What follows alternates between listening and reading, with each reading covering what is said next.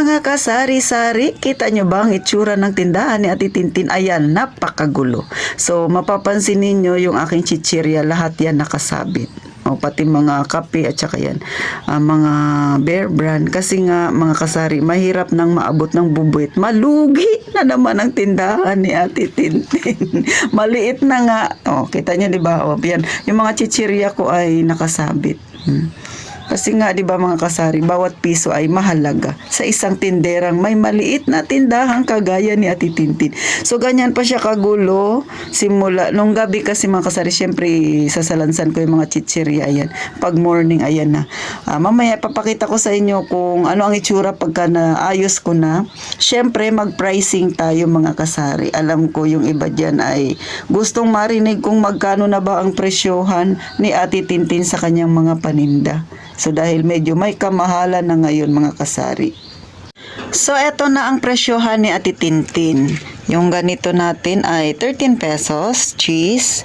Next, yung kalahating kilo ay 15. Eto naman, yung isang kilo ay 23 pesos. Eto naman ay Tasty Boy ay 15. Eto ay ganito 13. Yung Coco Mama ni Ate Tintin ay 42. Next, yung Mang Tomas ay 16 pesos. Yung atin namang brown sugar ay 48 yung kalahati. 25 naman yung 1/4 mga kasari. Yung white sugar ni Ate Tintin na kalahati ay 55. Yung 1/4 na white sugar naman ay 28. Yung ganito, mga kasari, ay 24. Yung kasalo, mas mahal siya, 25. Then, yung maliliit na ganito ay 20 pesos. Ito naman ay 12 pesos. Lahat yan parehas.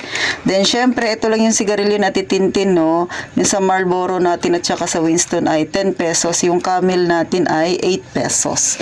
Next, syempre, mga kasari, may mga ganito rin tayo. Pero kasi hindi siya masyado mabenta. So, kung nakikita nyo, pa ilan-ilan lang, no, mga kasari. So, nasa sa inyo na yan. Pero ito naman, yung mabenta naman sa akin, mga cup noodles ko, ay, may 28 tayo, may 30. So, depende yan. Yung 30 kasi yan yung mga bagong bili ko na. And then, ito, yung malaki nito ay 43 siya, mga kasari. So, sa sardinas ko naman, ang Youngstown Red ko ay 30. Yung green ay 28. Yung mega medyo mahal talaga siya, no, 31, and then yung green ay 30. Sa 555 naman, same lang sila ng price ng Youngstown, mga kasari, no. So sa Preska naman, iba-iba rin ang price ng Preska. Kasi depende na siya. Ito 35, lechon paksiw, caldereta 33. Ito naman mas mahal 36.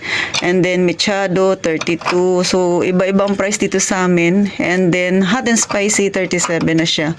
And then 35 adobo, and then last ay 33 yung Preska, mga kasari. So wow, nagdadagdag lang ako ng 5 piso, mga kasari. So ang pricing na nito ay 28 siya lahat. Sa Century Tuna naman, ito yung ganito, mga kasari, ay ano siya, 44. Yung budget size naman ay 38, and then ito naman yung pinakamaliit ay 34 pesos. So yung pinakamalaki naman ay 55, mga kasari. So yun yung presyohan natin Tintin, no. And then syempre sa Magic Sarap, ito ay 6 pesos na, pero itong ginisa ay 5 piso. So sa ganito, mga kasari, no, hindi man siya masyado mabenta sa akin, kaya dalawa lang. 22 yung ganito kaliit, and then 30. And then tomato sauce na 115 grams, 25. Tomato paste na 70 grams ay 30. 42 yung 150 grams. And then ito yung 200 grams ay 32. 36 naman yung 250 grams na tomato sauce. And then yung ganito, may isa lang ako, no, 65 pesos, mga kasari. Then 50, ito yung ating Bear Brand na 90 grams. 60 naman yung 135. Next, yung 300 naman, mga kasari, ay 140. So, mahal talaga dito sa amin sa Puerto kasi malayo kami dyan sa Manila, so binabarko pa. Yung premium ko, 25. Ito naman ay 30 pesos. 58 yung, ito yung sumunod. Coffee Mate ko na 80 grams ay 33. And then, cream top ko na 80 grams ay 30 pesos. Next, dito na tayo sa UFC. Itong malaki, 224 pesos. 15 pesos naman itong 100 grams. Tapos yung ganito ko ay 23 pesos. 23 pesos din yung 200 grams ko na papa. At saka 15 pesos din yung maliit na 100 grams na papa. So sa ganito naman, 70. So mapapansin nyo mga kasari, medyo may mataas ako na price kasi yan yung super duper slow moving. Oh, mga kasari. And then 30 pesos yung ganito. Ito naman ay 48. Yung ganito kalaki na titintin ay 42 mga kasari. So next syempre yung ating ganito kaliit, yung 150 grams na corned beef, yan po ay 44 pesos. Next 175, yan ay 50 pesos. Yung 260, yan po ay 70 pesos mga kasari. Yung luncheon meat ko yung ganito ay 45 pesos, no? And then syempre yung ganito kalaki na titintin ay 72. So mapapansin nyo, konti lang yung aking stock nito. Sa totoo lang, kailangan ko pang mamili ulit mga kasari, no? Kasi nga, kahapon ay busy ako kaya hindi ako nakapamili. So, yung ganito, meatloaf ay 30. Then, sumunod ay yung ganito kalaki, mga kasari, ay 33. And then, yung pinakamalaki ay 40 pesos na yung meatloaf ni Ate Tintin. So, yan siya. Pero itong ganito, Nissin, so iba-iba rin ang price niya mga kasari, no? Katulad nito, 15 pesos yung ganito ko. Ito ay 18. So, ito, 18 din ito yung ganito. Mas mahal siya. Same lang sila ng spicy. Basta spicy. So, yung sa sidap ko naman, 25. Ito, 25. Yung aking Maggi curry ay 26. And then, yung ganito ay 14 pesos. Yan. Ito ay 22. Ito naman super duper din, 58 na slow moving mga kasari. So sa drinks naman ni Ate Tintin, mapapansin niyo pinakamaliit ay 13. Next yung ganito 17. Ito 1 litro ay 25 pesos. Ito ay 25 Sting. Ito parehas ay 30. Gatorade 42, 50 yung 51 yung malaki. Yung ganito ko ay 58 at 38. And then, ito ay 30, 25, 32, 18. Ito yung mga ganito ko ay, ito yung ganito kalalaki ay 13. Pero itong Good Day, mas mahal siya ng konti ay 14 pesos. So, ito na yung kabuuhan ng tindahan ni Ate Tintin, mga kasari. So, hindi ko na sa inyo masyado masasabi lahat ng pricing kasi hahaba tayo ng husto. Pero kung ano yung nakita nyong gulo kaninang maaga, no? Nung pinakita ko nung maaga-aga pa ng kaunti. So, ganun siya kagulo. Ngayon, ito na nang itsura niya kapag naayos na. So, ganyan ako kapagod pag nag-aayos ng aking tindahan, mga kasari. So, wala na yung sabit-sabit. Diyan kasi nakasabit kanina yung ating mga chichirya. So, ito yan siya, yung sabitan ko. O, ayan, sabitan. Yan, dyan ko sinasabit. And then, syempre, ito, yan pa. May sabitan pa tayo na isa dyan. So, yan na siya. Ngayon, ganyan na ang itsura niya. Maaliwalas na siya pagka wala na yung sabit-sabit niya, mga kasari. Syempre, yan naman yung pinakaharap ng tindahan ni Ate Tintin. So, medyo iba yung itsura kasi nga mainit. Yan, mapapansin niyo. Yan yung aking siomai, yung tinapay ko, yung mga chichirya. Dyan sa labas lang yan, no? Yung aking, kung mapansin niyo, wala na nga akong refill. So, katatapos ko lang kasi mag-repack ng iba. Ito na naman mantika. So, ganyan siya mga kasari. Yan ang pinaka-itsura ng harapan ng tindahan ni Ate Tintin. So, pansinin niyo, yun yung isa na margarine kasi re-repackin ko pa yan. Next, syempre, ito naman yung mataas. Kung mapapansin nyo yung mga tali-tali na yan, yan yung pinagsabitan ko kanina, no? So, dyan nakasabit kanina yung mga chichirya. Mapansin niyo yung magulo-gulo pa masyado. And then, yan yung sa kanan ko. Ayan, pababa. So, konti lang yung aking mga soft drinks na mga 1.5. Usually, ang marami sa akin ay mga mismo. Tsaka yan. Pero sa totoo lang, kailangan ko ulit mamili mga kasari. Kasi nga, kahapon hindi ako nakapamili dahil busy ako. O, ayan. So, ganyan na siya ang itsura niya. So, eto naman ang labas. Ayan, medyo kaunti na rin yung chichirya ni Ate Tintin. Ayan. So, ayan, meron na tayong eco bag na binibenta. Dagdag na masasabit-sabit, no?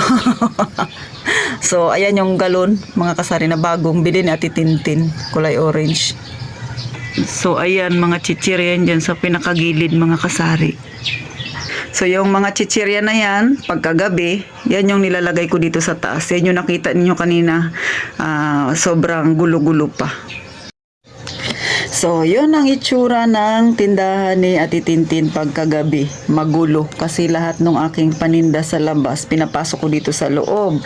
And then, syempre, nakahang lang siya. Lalo na yung mga chichirya. Kasi pag hindi siya nakahang, bubutasan ng bubuwit. So, syempre, lugi na naman ng tindera. So para maiwasan, kailangan ayusin natin yung pagkakasalansan ng ating mga paninda. Anyway, mga kasari, no, yung mga nakikita nyong kape pala na twin pack, no, ay 17 pesos lahat ng bintahan yan. Yung Birds 3 naman na twin pack ay 20 pesos. Yung single niyan ay 13, yung sa Bear Brand na swak ay 15. So wag na kayong magtaka, mahal talaga yung bilihin dito sa Palawan. O, ganun lang mga kasari. Kung mapapansin nyo, may mga paninda ako na medyo may kamahalan kasi yan yung tinatawag natin na super duper duper tumal. Hindi talaga siya. Halos walang bumibili. Pero pa isa-isa, pa dalawa-dalawa, may stock tayo. Kasi minsan may naghahanap naman. Hindi naman siya inaabot ng expiration kasi pag malapit na, alam na this. So, ang gagawin ko ay ako na lang yung magkukonsumo. Ikaw, tindera, ganyan din bang gawain mo? So, mga kasari, no, sa totoo lang, kahapon, pagod na pagod ako. Galing ako ng City Hall kasi inayos ko yung aking, yung sa fire ko nga. Pero okay na din yung lahat. Then, nagdiretso ako ng unit top, bumili ako ng galon. So, namuhunan si Ate Tintin na medyo malaki, 4 na pirasong galon.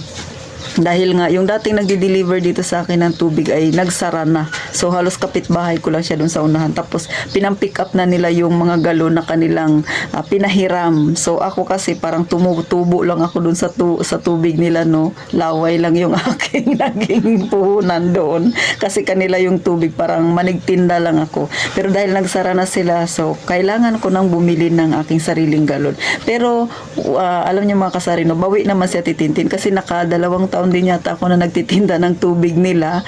Siyempre, nakaipon na ako. Kaya, kahapon bumili ako ng 4 na pirasong galon. Then, may extra ako na 2. So, 6 lahat yung aking galon. So, okay lang naman. Yung nagdi-deliver sa akin ay nasa kabilang kanto lang siya. Medyo malayo pa rin kung lalakarin mo. Pero, siyempre, nakamotor naman sila, no. Pag nagdi-deliver, yung may sidecar. So, madali lang. And then, tumatawag lang ako sa kanila.